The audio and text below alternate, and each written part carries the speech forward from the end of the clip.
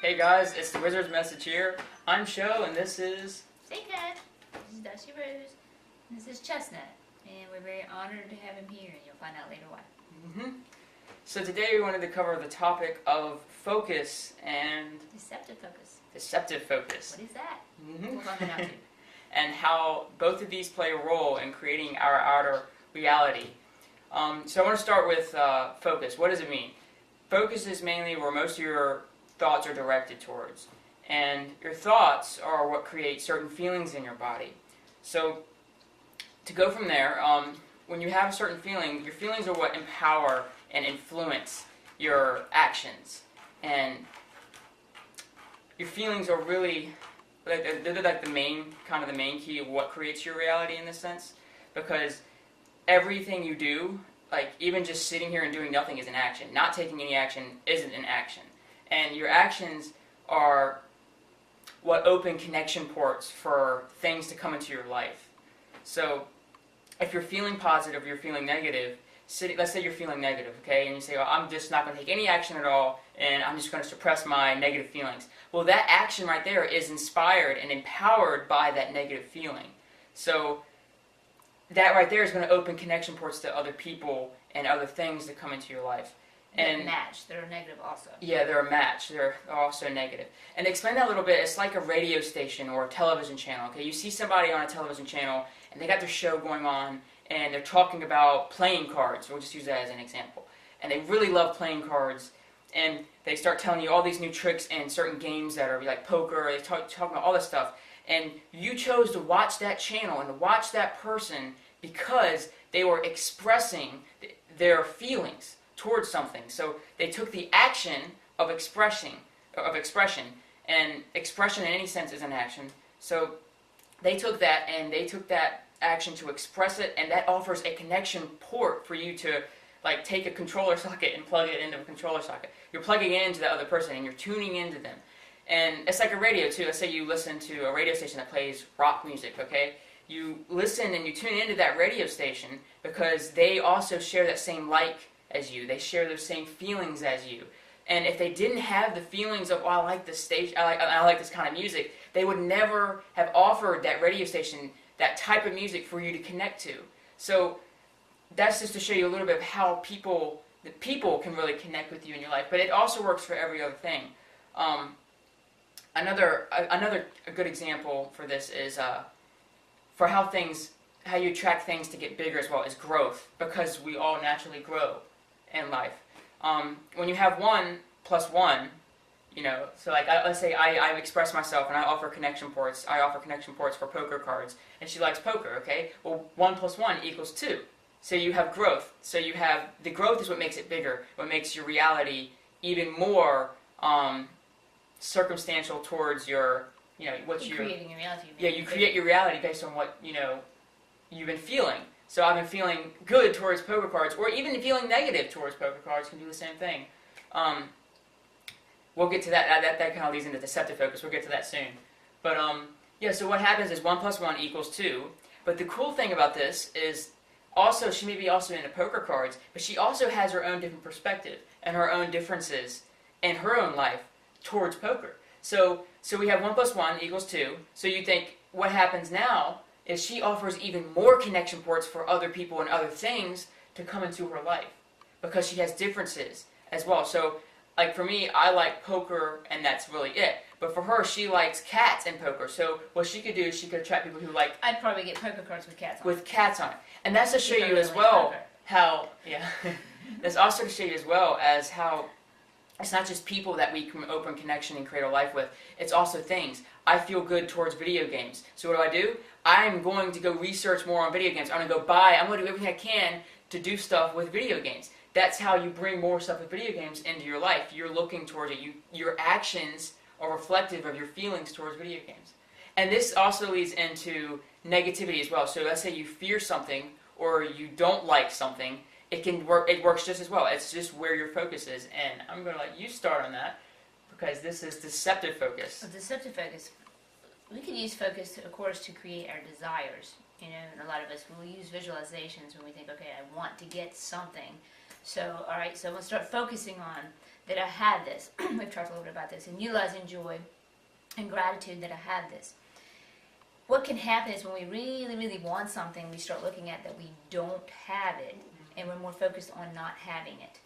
And that's where the deceptive focus comes in, because it can be sneaky while you're thinking that you're putting your focus on attaining it. Okay, I'm doing visualizations on getting it.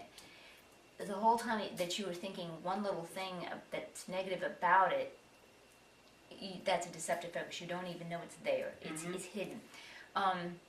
Scarcity mindset. Okay, we're recovering from Christmas money. You know, we spend money in Christmas and we're kind of recovering this month. So Monday we had just X many dollars to go get groceries.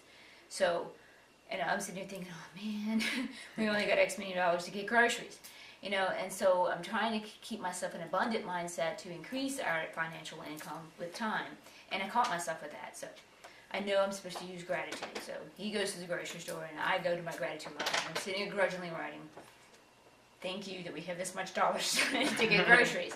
But what that did, by even writing a thank you, even with grudging it, it started getting things going, because as I started working my meditations, I realized, you know, we're getting paid on Friday, and on Friday we can get this, and on Friday we can get that, and on Friday we can get this. And then I started seeing abundance. The situation had not changed. The money was still the same on the same day, but my focus completely changed because I took time to put a little bit of gratitude in it. And actually put my focus then on, yes, we do have abundance. We have abundance to get some groceries today, and we'll have the abundance even more to get more on Friday. Instead of sitting here thinking deceptively, oh man, I only got this much. That's where that deceptive focus comes in. And that's what we're trying to catch here. Yeah, and the main reason why the deceptive focus comes in is we're trying to avoid something. If it's negative, like, okay, like ego thinks, okay, how do we not have this happen in our lives? So we start focusing our full attention on avoiding the problem. That. And the instant you're thinking, I need to avoid that, you're acknowledging, that's deceptive focus. Yeah. You got your focus on that which you were trying to avoid. Let's avoid this problem. Yes. You're acknowledging it's a problem. So you're focused on what? A problem.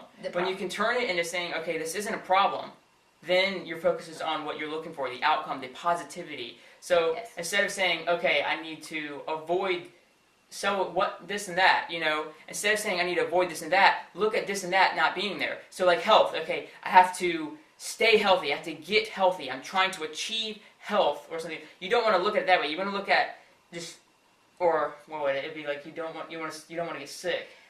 Well, okay, like I had the lung issue years ago. Okay, there you go. I actually read in The Secret years ago how people heal themselves with love. So instead of sitting here continuing in fear, oh my gosh, you know, because the doctor gave me an ultimatum. He gave me, you can take this test, which may deflate the lung, which could kill you. Yeah. No. Every intuition told me, do not do this, you know. And he said, you either have sarcoidosis pulmonary sarcoidosis, or you either have an infection, or either you have lung cancer. And I'm like, great, you know. And so I could either sit here and focus on all of these problems and believe me, they're huge and they're big, and they make you, this is huge, and it's hard to not focus. I could be dying. It is really hard not to focus on that. So when I read about people, how they heal things when they love, I spent time every day putting my hands on my lungs and thinking about all the breaths I've taken all my life and how my lungs were being beautiful, healthy lungs that were allowing me to breathe and helping me to live, and looking at my life. And I spent time every day loving them. So I changed my focus from, oh my God, I might die, to that. And this is where we can also insert Chestnut here. We been working on the idea of doing focus last week, and he was going to cover focus and I was going to cover deceptive focus, and I got challenged. My daughter let Chestnut out into the snow the other night. We do this, we'll let a cat out in the snow. It's like his first big snow. And they usually turn right around and come back. Well, he didn't, because he came up to us as a kitten in the wild, and you know, he was in the woods, and we brought him in, and he's been with us for over a year in the house. He kind of reverted back to his wild state. Yes, he freaked. He went running, and it's nighttime. It's nighttime, it's snowing, it's 16 degrees outside, so we're out there looking for him, and he's just running around the house. I even take the dog, who's his best friend, to help try to calm him down to come into the house. He runs to the dog, goes to the door to go in the house. So I quietly go up there, and I'm talking to him because I know he's panicked, and he flees. And so he's gone all night, and so I'm not very happy. I'm very upset. I'm worried, you know, we're kind of freaking out, you know. So the next day, you know, I put food out there, and I'm looking for him. And I get up an hour later after I'd gone to bed that night. I get up, and I can see his tracks in the snow. where he'd come to the deck, and I'm like, I missed him an hour by an hour. I was so focused on him being gone, that he wasn't here, that this was hard. And I knew I had to put my focus on that he was here. But honestly, it's difficult when you have a problem in your face like that. It is very difficult to pull that focus off of that reality that's smacking you hard in the face and push it to something good. Mm-hmm. And I had a hard time with this, and Keith really had to coach me through this. Honestly, he really did. It's hard sometimes for people to think, okay, I can't be thinking good thoughts about what just happened, especially because we think that whatever is just happening is a negative thing. So like, if it's happening to someone or something like our cat, we're thinking, how can I think good thoughts when he's out there suffering in the cold? You know, he can't find shelter, maybe not be able to find food. Yeah. Well, that can hold you back from thinking those good thoughts because you feel guilty. You know, you feel responsible in some sense, that I have to feel bad with this person, or you're not a good person. You know, like it goes back to conditioning in some sense. Yeah. But like, because I knew I had to let go. Yeah. And I knew I had to detach and become neutral to the fact that he had gone outside and he may never come back. Mm-hmm.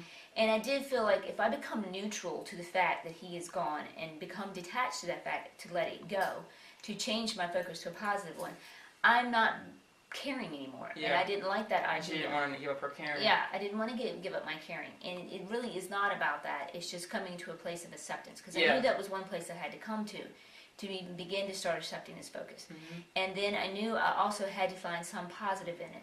So, and the other thing is, I also had to go through the pain. You can't shut off the pain. Yeah, you gotta feel out your pain first. Feel it on out. So if you focus on negative stuff and that's creating pain, you gotta get that out. So you keep your focus on it first to get it all out. Then try and shift it to something positive. Yes. So I did. I had to feel it all out, and I didn't do anything that day. I had a bunch of things scheduled for me to do towards work and towards the Wizard's Master site, and I didn't do nothing. You know, I couldn't even do my visualizations. I just had to allow myself to feel the pain, and so I just allowed myself to kind of play video game and just feel the pain, and then come back and get coached again. I needed more coaching on it because it was hard, and I knew what I needed to do. Mm-hmm. So what I did end up doing is going to my gratitude log and grudgingly writing, okay, thank you that I saw his tracks, that he did come back, you know, and I wanted more, but I had to come back to that little small thing I could be positive. Yeah. And then he likes to raid the pantry, so we have rubber bands on all the pantry knobs. So I went to get my corn chips out, you know, to eat a little avocado for a snack, and all the rubber bands were there, and it kind of made me feel sad. I'm like, no, I'm going to feel that he's here. So when I put my corn chips back, I put all the rubber bands on. And I even told Keith, okay, I put the rubber bands on, I'm going to feel that he's here.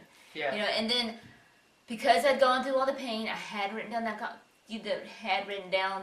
that one thank you, grudgingly as it was. Things started feeling better, and I started feeling like, okay, yeah, I can feel him here. And it wasn't an hour or two later, I went to go put water in the cat's bowl, and I looked out the French door, and there he was. Mm-hmm. You know, and it's like, oh my gosh, there once he is. You have to get your pain out, and then shift your thoughts of focus. You usually let go and let go of the resistance, and then it comes to you.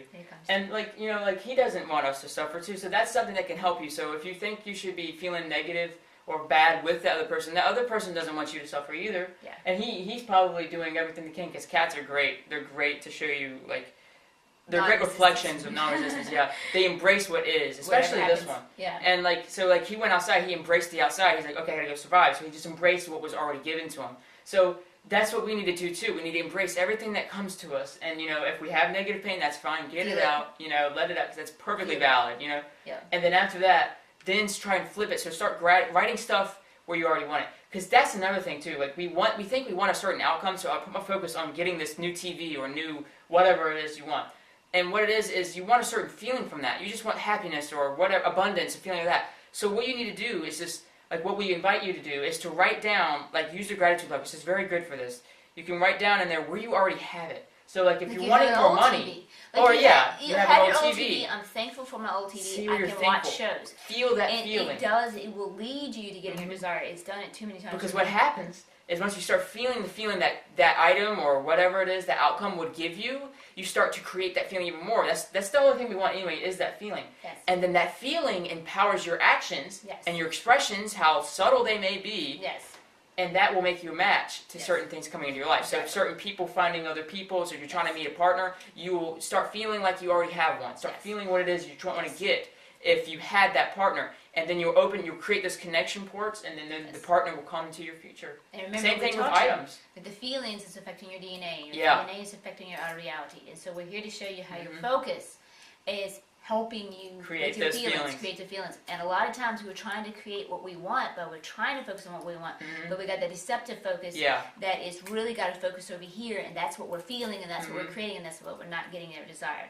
So that's what we hope we showed you today, is where that deceptive focus is, and some steps you can take after expressing and feeling your pain to get you started more into the proper focus that you want to go to towards your desire. And that's the whole point of feeling the pain. If you have a lot of pain and fear that's building that pain up towards the subject, get it out, so that way you don't try and avoid a certain outcome from happening. If you feel in the pain and you suppress it and you don't get it out, it's still there. Yes. So you're still vibrating that. So you're still feeling that. You're still feeling that. All of your actions are going to be empowered. All by that. And then you're going to open connection ports for more fear. For the negative. It's still there. And that's why you've got to feel your way out and then start working towards the positive. And like one of those actions that creates that connection ports would be trying to avoid the pain or trying to avoid something. Like, I don't want to get unhealthy, so I have to avoid getting sick. Instead of trying to avoid getting sick, think of where you're already healthy. So you can feel like you're healthy. So you can empower your actions and your expressions. So you can create the connection ports to open up yourself to be a match to what you're looking for. Because you're already that. It's just a feeling. We're only looking for that feeling. And once you show yourself, because we have that. We have access, and we have so much abundance around us. Like, if you think you don't have something, you already have it. You just got to find where you do in some certain area. And start writing in the gratitude log. Start building it up. You have the seeds to everything you want. You just have to water them. Yes. And once you water them, you're going to start seeing the fruits of your labor, and you're going to be like, wow, this is amazing. Yes. So we hope this inspires you, because hope this helps you. This is really neat for us, because we're trying to find a way, to figure it out and to explain so the ego can understand it, the human mind, the how does this work? And we figured it out after like 2 or 3 weeks of experience. Going through firsthand. Some extra things this week. Going through some extra stuff. So so we hope this helps you. We thank you so much for watching, and we wish you so much the best of love. And visit us at the Wizard's Message, and if you like our videos, give us a like, give us a thumbs up, give us, if you want more, we're trying to do a weekly video here. It's a weekly series. Give us subscribe to us, and you'll get a weekly subscription come out. So we thank you so much for watching again, guys. We love you. We love you so much. See you, everyone. Peace. And how it's okay to be human. How we've been human for the past 3 days to make this video. Yeah.